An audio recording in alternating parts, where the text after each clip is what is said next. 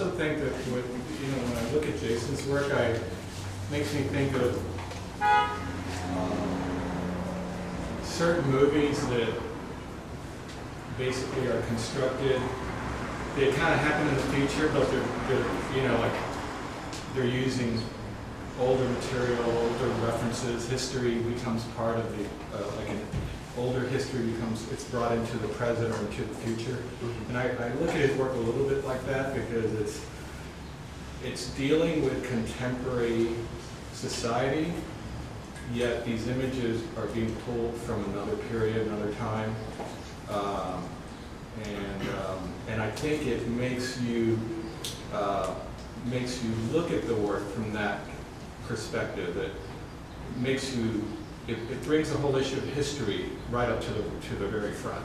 So you're looking at this, and the first thing that kind of hits you is history. You're reading, is this an ancient history? Is it contemporary history? Is it, but the issue of history is such a strong component of Jason's work that his choice of imagery is, helps to underline that a lot.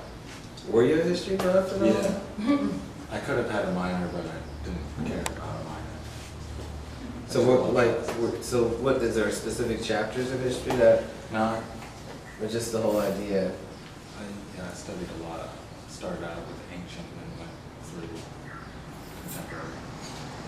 Tried to do it all. Was it more like when it graduated and then deal with the minor? Well, okay. But in a way, maybe this is the same process, right? Just in a different way? Yeah. I mean, there's definitely, like what Luis is saying about layering. When you were talking about your choice, you've made a choice to work in this way, to work in a way that in one sense is very antithetical to our current way of working. A lot of artists today have discarded the old methods of time, things that involve a lot of time and a lot of production and all that, and you decided to do this, and it kind of speaks to your interest as well in alchemy and that history, that history of secrets and science and things where man comes out of, that in many ways it's always been a part of art.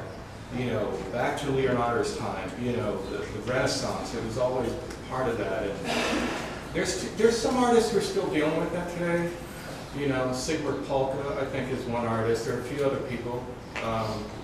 But I think I find that a very interesting part of Jason's work, that the way that he is continually kind of quoting history and also using it to convey kind of lessons that apply today. When I first walked into the gallery, I think what struck me was the way that you have this kind of, in a lot of these pieces, this one on the left, this one on the right, and that larger one in there that you were talking about, this kind of idea of this kind of superhero or villain or somebody with kind of like, and especially important and relevant now, I think with all these superhero movies coming out, having this choice between like two, you have this center iconic image and then these two images on either side, which I kind of think is interesting because it makes you kind of invent your own narrative and try to figure out, are they choosing between, this idea of good versus evil, or these kind of two parallels that they have to go one way or the other. I think the way that you've aesthetically formulated those images in these three are really interesting and successful. And I think it makes it relevant to things that are going on right now in contemporary movies and pop culture and stuff like that. Do you see yourself like almost like a kind of historian, but you're rewriting it? This is like the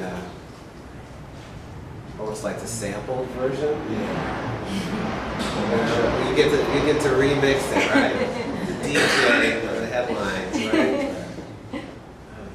What's most satisfying about that?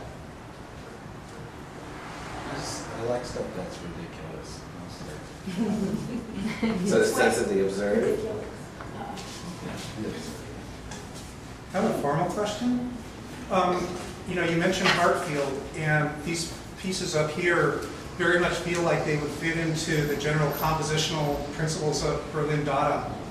But the couple pieces in the far back, when I saw them, they felt really different. And what was interesting to me was they felt like they were in the same kind of family with Baldassare. And I was wondering what your relationship is artistically to Baldassare's records. Well, Is there a specific, you want to point it out? Well, the really big one in the back, the guy with two hats, and then the smaller one that's around the corner facing this way. There was something about the real strong symmetries and the formalisms that reminded me of classic Baldassare, and so I was wondering just how, is that someone you've looked at a lot? yeah. Or? Okay. Actually, he came up when we were talking. Yeah. You mentioned something Yeah, that. I asked Neil, because I'm not sure I understand Baldassare's significance totally, Not Okay. that I don't like it, but I was trying to understand it. And it might be as simple as, part of it is the scale and the format is different than these little pieces. Okay, yeah. Just how I work on them. They feel like they have a lot more formal symmetries going on Yeah. vertically and horizontally than these do, which were Baldassare's are really, if you look at them, he does a lot of mirror stuff, and I noticed that was happening back there with those, and so I was just wondering if you saw these as distinct works in terms of their layout, or whether you see them as from your perspective, as the same generating principles. It's mostly intuitive, Okay. but part of it is also, I think I'm always trying to make things symmetrical. I always go to that. And I try not to. I have a quick question also. When you make something that has, like, you feel like you're expressing a story, I don't know. I guess that'd be the first question. Do you feel like you're expressing a story intuitively? Like, you're not sitting there thinking, I'm going to express the story. It's just, it kind of emerges organically, and then you have the experience of showing it to someone, and you feel like, this is an obvious thing. I feel like everyone will get it. And then do you have that experience where the observer is just like, I don't know what this is going on, and I don't know if you have that experience or not. No, Sometimes. I think I've learned that nobody's going to watch the exact same movies I watched last week, or, I just try to put the elements there, so hopefully they will get part of it at least.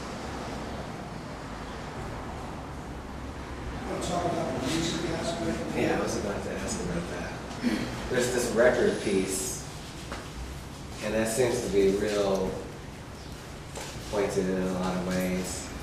The music aspect is, I used to play in bands a lot, and early on in college, a lot of my high school friends and just friends that I met, we did a lot of sound stuff, building machines that made sound, and it was just part of the culture, and I kind of wanted to go back to that a little bit, because I wanted to make what I made back then, but better, in a way, and to try to redo it.